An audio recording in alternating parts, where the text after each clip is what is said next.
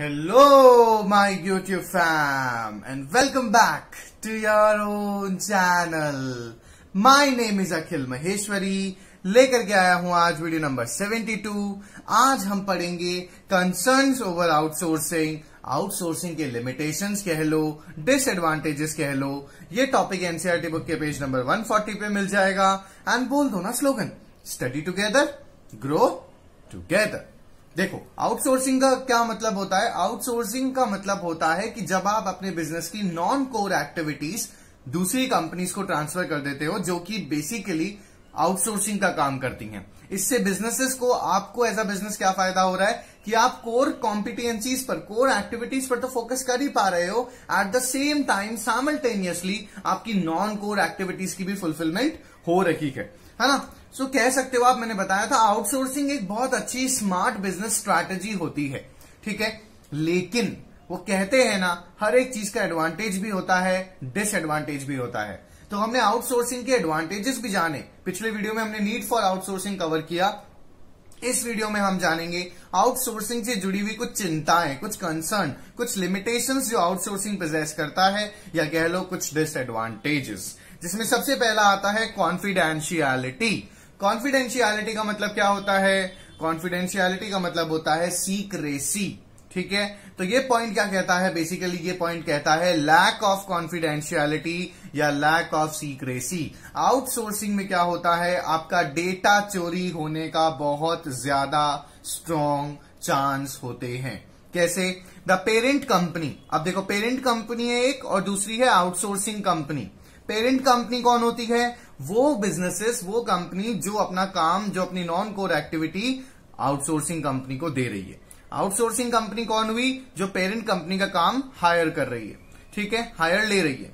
ठीक है, सो देखो, पेरेंट कंपनी क्या करती है? इन ऑर्डर टू आउटसोर्स करने के लिए, अपना काम करवाने के लिए, अपने सारे सीक्रेट, सारी इंफॉर्मेशन, सारा डेटाबेस पूरा का पूरा आउटसोर्सिंग कंपनी को दे देती है.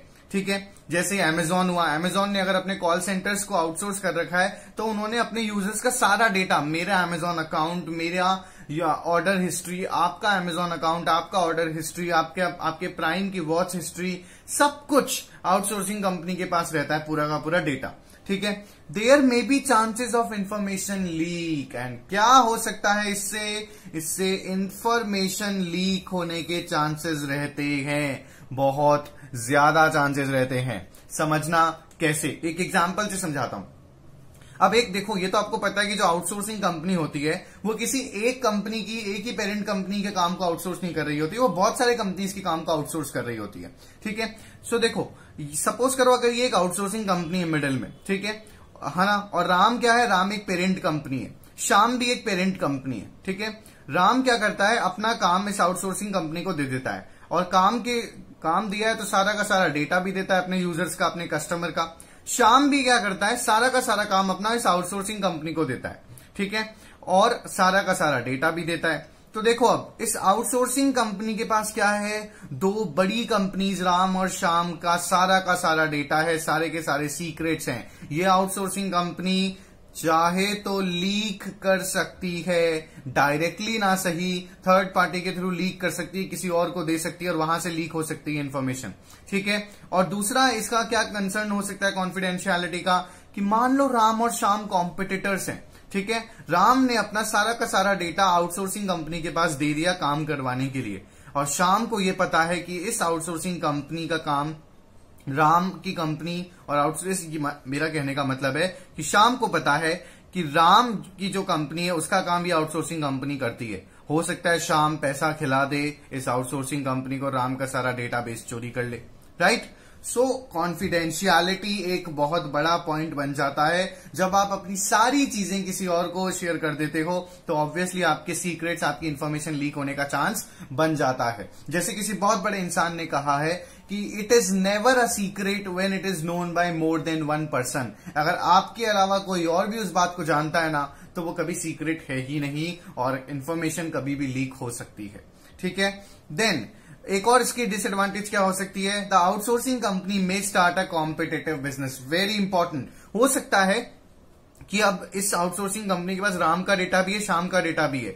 ये डेटा लीक ना करके क्या करे, इस डेटा का फायदा उठाए और इन दोनों के कस्टमर्स को खुद डायरेक्टली केटर करने लग जाए और अपना बिजनेस स्टार्ट कर ले। यानी मेहनत राम की, कस्टमर राम और श्याम के, लेकिन कौन फायदा उठा गया? Because of information outsourcing company.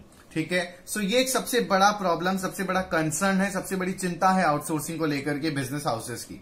Then second आता है स्वेट शॉपिंग। अब देखो स्वेट का मतलब क्या हुआ? पसीना, है ना। सो बेसिकली स्वेट शॉपिंग ये एक बहुत स्लैंग वर्ड है। स्लैंग मतलब बहुत इनफॉर्मल लैंग्वेज में यूज किया जाता है।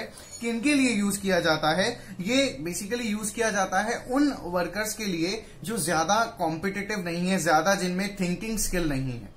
समझना, एक बहुत अच्छी चीज मैं आपको समझाता हूं। देखो, कॉल सेंटर्स जो होते हैं ना, वहां पे आपकी जॉब कभी भी लग जाएगी, कभी भी लग जाएगी, इररेस्पेक्टिव। ठीक है, इंडिया में आपको बस एक ग्रेजुएशन डिग्री चाहिए। अगर आपके पास ग्रेजुएशन डिग्री है, बेसिक कॉलेज डिग्री है, तो आपकी कॉल सेंटर में जॉब लग जाती है। ठीक है, क्यों लग जाती है? क्योंकि कॉल सेंटर्स में स्किल्स की रिक्वायरमेंट नहीं होती है। वो जो कॉल सेंटर्स के एम्प्लॉयज होते हैं, उनको सिर्फ काम दिया जाता है कि उन्हें बात करनी होती है अपने कस्टमर से। ठीक है, और उनका कोई काम नहीं होता। ठीक है, इनफैक्ट मैं आपको यह भी कहूंगा कि लाइफ में जब तक लास्ट ऑप्शन नहीं होना, तब तक कॉल सेंटर की जॉब कभी मत लेना, क्योंकि कॉल सेंटर्स में आपकी स्किल्स कभी डेवलप नहीं होंगी। आपको वहां पर सिर्फ काम करना होगा, आपकी कोई डेवलपमेंट नहीं होगी, कोई इन्फ्लुएंशियल चीज नहीं होगी आपके साथ। कैसे कि आप वहां जाओगे कॉल सेंटर में, तो वो सिर्फ आपकी बेसिक ग्रेजुएशन डिग्री मांगते हैं। अगर आपके पास ग्रेजुएशन है तो आपको कुछ नहीं करना, आपको वो ट्रेनिंग देंगे, आपको बस कॉल पे बात करनी है, तरीके से बात करनी है, पूछना है hello sir, what is your good name, what is your problem, please hold for a while, sir your issue has been resolve. और आपको पसंद आ गया है तो प्लीज आप सर फीडबैक स्केल पर मुझे 5 स्टार दे दीजिएगा। बस इससे ज्यादा और कुछ नहीं। सो क्या होता है स्वेट शॉपिंग? ये पॉइंट क्या कहता है कि आउटसोर्सिंग कंपनीज जो होती हैं, बेसिकली कॉल सेंटर्स को यहां पे टारगेट करके बनाया गया है ये पॉइंट, तो वहां पर जो लेबर होते हैं वो बहुत चीप में मिल जाते हैं। ठीक है, और वो जो लेबर चीप में मिल रहे होते हैं, उनमें कोई थिंकिंग स्किल नहीं होती, सोचने समझने की शक्ति नहीं होती। वो बस एक ही काम को डेली कॉन्स्टेंटली कर रहे होते हैं। सो ये एक बहुत बड़ा कंसर्न है कि जब आप किसी को काम दे रहे हो तो वो आपसे कुछ सीख नहीं रहा है। ठीक है, इनफैक्ट अगर वो कुछ नहीं सीख रहा है तो आपका भी डेवलपमेंट रुक जाएगा। देखो क्या लिखा है यहां पे, by working in outsourcing companies employees competence and intelligence level does not increase. किसी भी एम्प्लॉय का कॉम्पिटेंस लेवल या इंटेलिजेंस लेवल इंक्रीज नहीं होगा। इमेजिन आपका प्रमोशन नहीं होता नेक्स्ट क्लास में हर साल, और आप एक ही क्लास में रहते पूरे सालों साल, आप 12-13 साल 15 साल एक ही क्लास में रहते, तो क्या होता? आपका डेवलपमेंट नहीं होता और आपको आपकी सारी बुक्स रट जाती, बस काम करना आता आपको, आपको पढ़ाई पूरी आती, बाकी थिंकिंग स्किल बिल्कुल खत्म हो जाती। So that is also a concern with outsourcing. Then third point आता है प्रोटेस्ट इन होम कंट्रीज। देखो क्या होता है, दो चीजें होती हैं, एक होता है होम कंट्री, दूसरा होता है होस्ट कंट्री। ठीक है, यहां पे मैं लिख देता हूं, होम कंट्री कौन सी कंट्री हुई? जहां पर वो पेरेंट कंपनी है, जहां की वो कंपनी है। ठीक है, होस्ट कंट्री कौन सी हुई? जहां उसने काम आउटसोर्स किया। जैसे कैलिफोर्निया में एप्पल कंपनी इनकॉर्पोरेटेड है, तो होम कंट्री क्या होगी उसके लिए? अमेरिका। होस्ट कंट्री क्या हुई? चाइना, क्योंकि वहां उसके पार्ट असेंबल होते हैं। सो देखो क्या होता है, जब आप अपने लोगों को ही काम ना दे करके अपना काम दूसरे लोगों से करवा रहे हो तो तकलीफ तो होगी ना। समझना, एक बहुत अच्छा एग्जाम्पल मैं आपको देता हूं। ठीक है, मान लो आपके फ्रेंड को कोई बात करनी है, कोई सजेशन लेना है, ठीक है, और वो आपको कॉल नहीं करता, आपके दुश्मन को कॉल कर देता है, या कह लो किसी और पर्सन को कॉल कर देता है, उसकी लाइफ की सबसे इंपॉर्टेंट चीज वो आपसे शेयर नहीं करता। ठीक है, और आपको ये चीज बाद में पता चलती है, तो आपको तकलीफ होगी या नहीं होगी? होगी ना। सेम चीज यहां पे अप्लाई होती है। आउटसोर्सिंग में क्या होता है, पेरेंट कंपनीज जनरली कहां प्रेफर करती है? जहां पे चीप लेबर मिले। ठीक है, लेबर बहुत चीप हो, जहां पर सस्ता लेबर हो, ठीक है, वो लोग वहां जाना पसंद करते हैं। तो इसमें क्या होता है, ये होम कंट्रीज के लिए कंसर्न है, क्योंकि वहां की कंपनी उनके ही लोगों को काम नहीं दे रही है। देखो इस पॉइंट को समझना, outsourcing directly to other country is equal to indirectly outsourcing the employment of home country. ये पॉइंट क्या कहता है, अगर आप किसी और कंट्री में अपना काम आउटसोर्स कर रहे हो, अपनी कंट्री में नहीं कर रहे जहां से आप बिलोंग करते हो, तो इनडायरेक्टली आप अपनी कंट्री का एम्प्लॉयमेंट छीन रहे हो। कैसे समझना, अब एप्पल जो है वो इनकॉर्पोरेटेड कहां पर है? अमेरिका में। तो क्या अमेरिकन में इतना दिमाग नहीं कि वो असेंबलिंग कर सके? ऑफ कोर्स है, और एनी डे चाइनीज लोगों से ज्यादा होगा। लेकिन क्यों फिर अमेरिका में एप्पल जैसी कंपनी अपने अमेरिकन को ही जॉब ना दे करके किनको जॉब दे रही है, चाइनीज को जॉब दे रही है? बिकॉज वहां पर चीप लेबर है, लेबर सस्ता पड़ता है। सो ये क्या है, ये क्वेश्चन रेज करता है एप्पल के ऊपर या ऐसी हर एक होम कंट्री के बिलोंगिंग कंपनी पर कि वो अपने ही लोगों को काम नहीं दे रही और उल्टा दूसरे लोगों को काम दे रही है। इसी वजह से क्या होता है, रिसेंटमेंट होता है, प्रोटेस्ट करते हैं होम कंट्रीज के लोग। कई बार क्या होता है, आप देखोगे कि लोग क्या है, प्रोटेस्ट कर रहे हैं इस बारे में कि हम आप हमारे ही देश में, हमारे ही देश के होते हुए भी हमारे लोगों को काम नहीं दे रहे हो। ठीक है, सो देखो, रिसेंटमेंट का मतलब कि विरोध करना, है ना। Resentment among the people of home country, particularly if main problem is unemployment. और अगर आप ऐसी कंट्री से बिलोंग करते हो जहां पे अनएम्प्लॉयमेंट सबसे बड़ी प्रॉब्लम है, तो फिर बहुत ज्यादा प्रोटेस्ट आप लोगों से फेस करोगे। एग्जाम्पल के तौर पे समझाता हूं, एक हाइपोथेटिकल एग्जाम्पल है, रियल नहीं है। ठीक है, मान लो टाटा क्या है, एक मल्टीनेशनल कंपनी है इंडिया की। ठीक है, अब टाटा क्या करती है, पेरेंट कंपनी है, वो कहां की है, इंडिया की है। इंडिया में एक अनएम्प्लॉयमेंट एक बहुत बड़ी प्रॉब्लम है जो हमेशा से परसिस्ट करती आई है। ठीक है, ऐसे में टाटा क्या करते हैं, रतन टाटा जो है वो जो काम देते हैं सारा का सारा टाटा का, वो सारे के सारे एम्प्लॉयज बाहर के हैं। ठीक है, सपोज करो किसी और कंट्री के हैं या अपना सारा काम किसी और कंट्री से करवाते हैं। तो हम लोग यहां पे क्वेश्चन करेंगे कि आप अपने ही देश के लोगों को काम ना दे करके दूसरे देश में काम दे रहे हो, आपके यहां तो अनएम्प्लॉयमेंट चल रहा है। सो इससे क्या होता है, ये भी एक बहुत बड़ा चिंता है, बहुत बड़ी कंसर्न है आउटसोर्सिंग को लेकर के कि प्रोटेस्ट होता है होम कंट्रीज में। बिकॉज कंपनीज तो क्या करती है, अपना बिजनेस फायदा देख के जहां चीप लेबर मिलता है वहां काम बांट देती है। लेकिन कहीं ना कहीं ये एक बहुत बड़ा क्वेश्चन राइज करता है पेट्रियोटिज्म पर। आया समझ में? नेक्स्ट पॉइंट आता है एथिकल कंसर्न। एथिकल का मतलब क्या हुआ, मॉरल, नैतिक, है ना, something which you should do, है ना, मोरालिटी की बात होती है जहां पर। ठीक है, सो आउटसोर्सिंग का एक बहुत बड़ा कंसर्न क्या है, एथिकल कंसर्न। ये एथिक्स को तोड़ देता है। कैसे तोड़ देता है समझना। Companies outsource because of cheap labour. अब क्या है कि कंपनीज तो वो सस्ती से सस्ती होस्ट कंट्रीज ढूंढती है जहां पे चीप लेबर हो।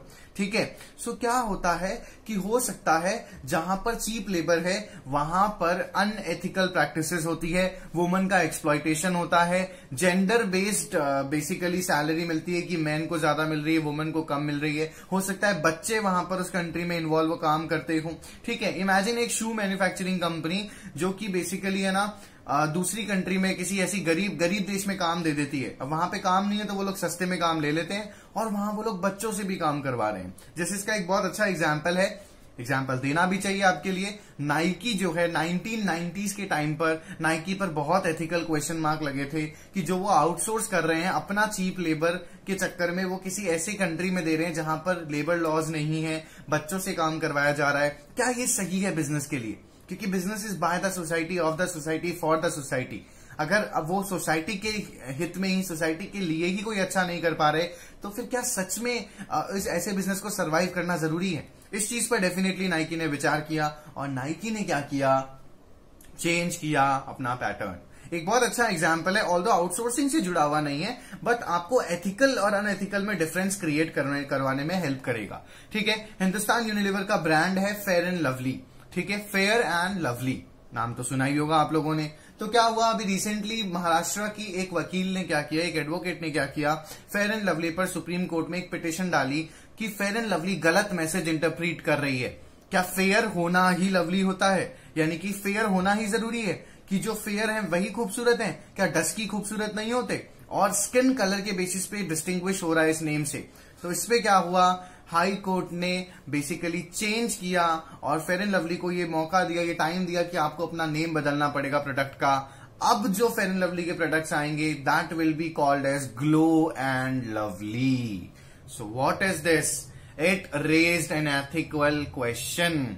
जैसे दूसरा बहुत अच्छा एग्जाम्पल अगर आपको लेना है तो स्क्रॉच ब्राइट का नाम सुना है आपने? वो डिश वॉशिंग पैड है ना, जिससे डिश वॉश करने में हेल्प होती है। ठीक है, तो अभी किसी पर्टिकुलर पर्सन ने स्क्रॉच ब्राइट पर भी है ना ट्विटर पे सवाल उठाया था कि स्क्रॉच ब्राइट का जो पैकेट आता है ना उस पे वुमेन होती है, हाउसवाइफ का कार्टून बना होता है, एनिमेशन बना होता है। तो क्या सिर्फ ये बेसिकली जेंडर इनइक्वालिटी क्रिएट नहीं कर रहे कि जो डिश वॉश है वो सिर्फ लड़कियां ही करती हैं या फीमेल जेंडर ही करते हैं, लड़के भी तो कर सकते हैं ना।